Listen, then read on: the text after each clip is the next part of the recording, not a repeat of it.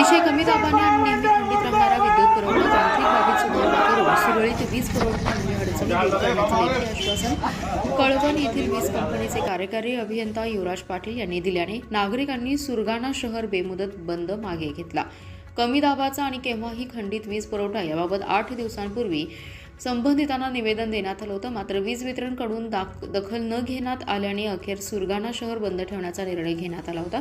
त्यानुसार आज नागरिकांनी सर्व व्यवहार ठप्प करून कडकडीत बंद पाळला। यावेळी सुरगाणा येथील उपकार्यकारी अभियंता कापसे यांनी समोर न येता कळवण येथील कार्यकारी अभियंता पाटील यांनी स्वतः येथे येऊन आमच्या समस्या ऐकून घ्याव्यात अशी मागणी केली। नागरिकांनी मागणी लावून धरल्याने पाटील स्वतः त्वरित सुरगाणा येथे आले। यावेळी नगराध्यक्ष नगरसेवक सचिन अहिर, दीपक थोरात, एकनाथ धर्मेंद्र पगारिया, रामभाऊ थोरात, दिनकर पिंगळे, विनायक गवित, बाळा परदेशी, अर्जुन शिंदे, संजय कस्तुरे आदींसह शहरातील आणि परिसरातील